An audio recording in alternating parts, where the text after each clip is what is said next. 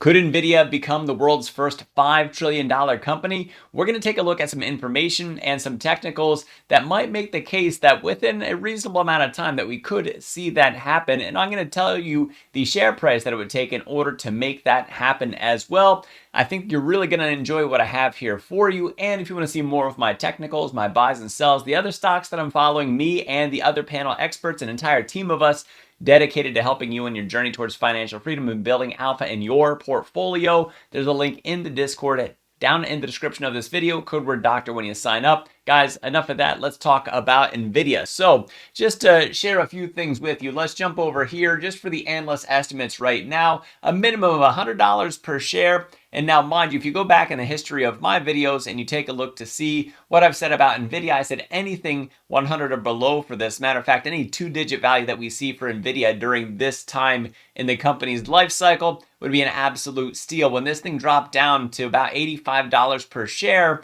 that was just an incredible moment to get an incredible company, even despite the drama that was happening at the time. And we, as of this pre-market, have doubled since that time, since those lows that we saw back in April, as we see the news coming out that the H20s are able to be sold again, which brings about $10 billion back to the financials for Nvidia, and probably more over time. But that's nice to see that come back in their favor, and there's likely a lot more favor coming their way. And Meta talking about expanding even more data centers, having an even further AI build out. And I talked to a bank executive for one of the world's major banks based here in the US. I'm not going to disclose which one, but I will say that they said that they are behind on AI, that they want the Nvidia chips. They can't even touch them. They can't even get their hands on them yet. And that's just further evidence of that outstrip demand that we hear out all the time. And I said, well, what about AMD? And they're like, yeah, well, and they kind of hem and haw. They wanted the Nvidia. They want to get their hands on it.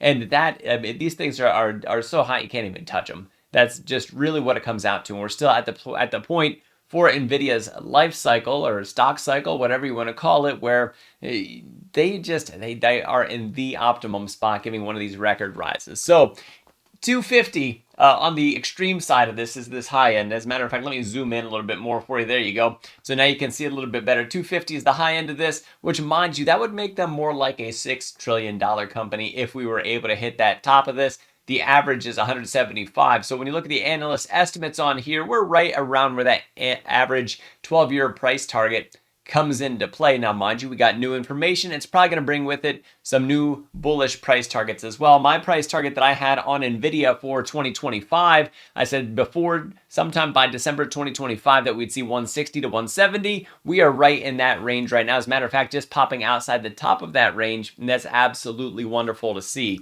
So excellent to see that we have 51 strong buys on this thing. So that is also very encouraging to see for Nvidia. There we go. And in terms of their earnings per share, their forecast, what we have for 2024 was reported of $2.99 per share across those earnings. And you guys can see the rise on your screen here that's expected through 2028 up to $7.39. And that actually kind of makes that S-curve where you start to see a little bit of a slowdown start to take place. Now, mind you, it could just be because it's hard to tell what's on the horizon, and any amount of innovation could take place over that time, or some key acquisitions that would really start to or continue to fill out the top line of revenue and the bottom line of profit for Nvidia over that time.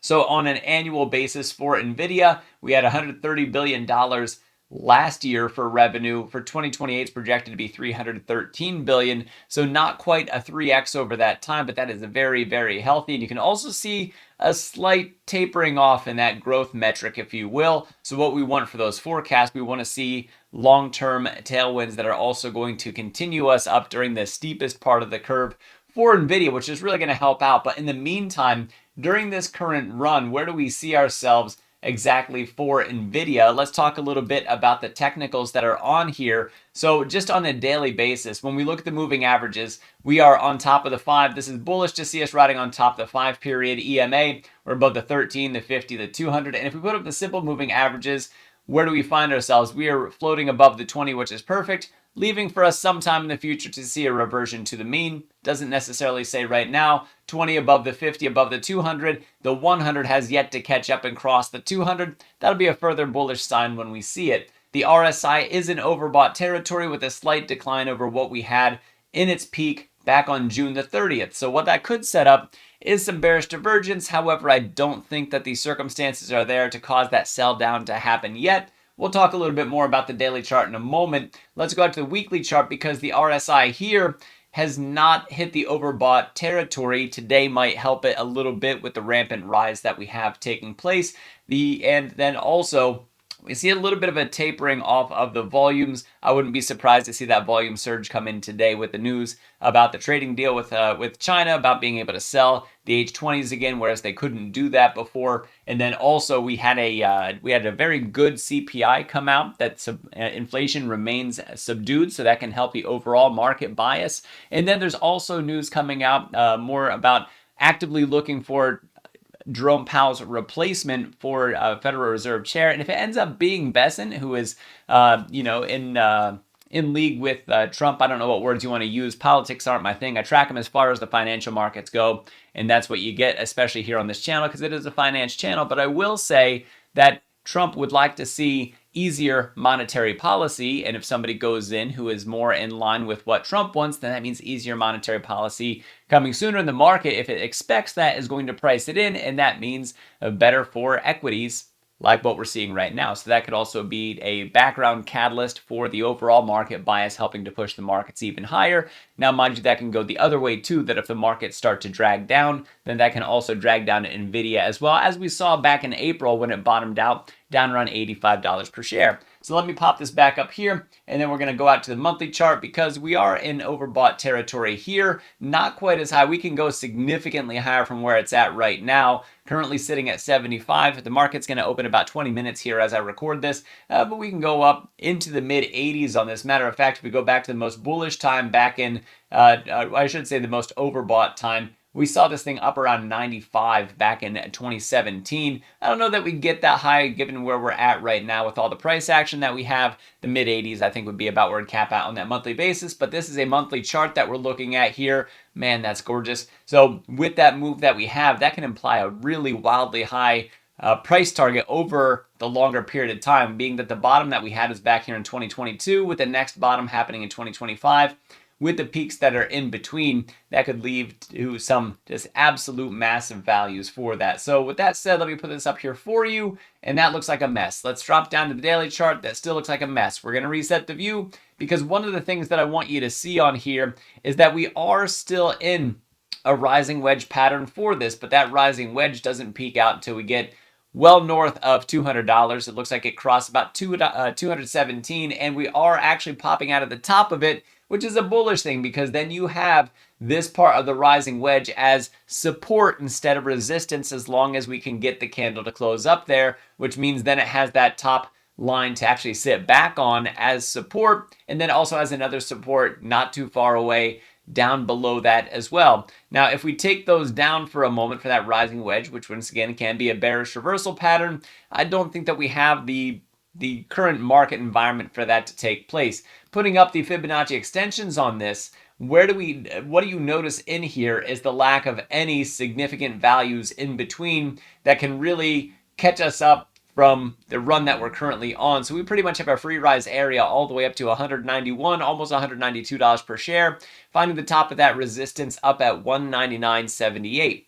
Well, at this point in time, what I would like to do is I would like to say what price we would need in order to make this a $5 trillion company. So here's what we're going to do. We're going to put in 4 trillion. So there's 1, 2, 3 for 1,000, 1, 2, 3 for million, 1, 2, 3 for billion, and 1, 2, 3. My goodness. Could you imagine that sort of paycheck? Could you imagine that sort of bank account? $4 trillion. We're going to divide that by yesterday's close, which was 164.07. Almost thought it was 08. There we go. And I missed the decimal point. Let's try again. 0.07.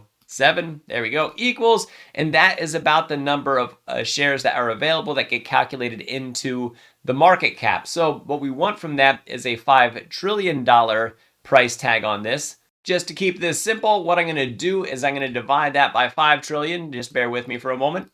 There's thousand, 1, 2, 3. There's million, 1, 2, 3. There's billion, 1, 2, 3. There's trillion, equals a crazy small number. But don't you worry, because we're going to flip that around. There is the price, $205, and we'll call it 9 cents at 205.09, $205.09. That's where we hit that $5 trillion market cap for Nvidia. So that tells you what we need to look for from here. We need to go up from yesterday's, from where we're at right now in the pre-market, which is about 172. That means we need to go up another $33, which is another 20% from where we sit at right now. So that is pretty darn exciting. Now, is it reasonable that we see that? Well, we do have the resistance from 192 to about 200, and then peekabooing up above that a little bit. It totally could happen. I think we have the right environment that we could see that sort of euphoria, especially leading up to their earnings that happen in August, and it should be somewhere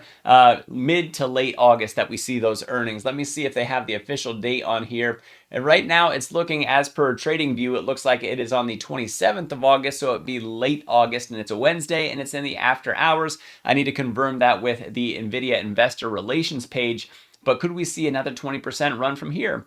Maybe not straight there, but I think it is within the realm of possibility that we could see enough euphoria in the markets and with Nvidia that we could hit that point and then really talk about that 5 trillion, and then we see earnings, and maybe we settle a little bit after that, or maybe it's a different story where we settle beforehand and then we get immaculate earnings with some really strong projections for forward guidance for what's coming from Nvidia during that time, that's saying like, hey, we're really filling out those supply chains. We're going to see a big push into revenue because we're able to get more product out, and demand is still outstripping supply. That would be the best case scenario. So if we don't hit that 205.09 before we get to earnings, we might, there's definitely a story there for hitting it afterwards. Now, you guys can let me know down in the comments of this video if you think we're going to hit that $5 trillion market cap. And if we don't hit it on or near earnings, are we going to hit it within 2025? Once again, based on what we see in the markets right now, if the markets can hold out their strength, if the rally continues,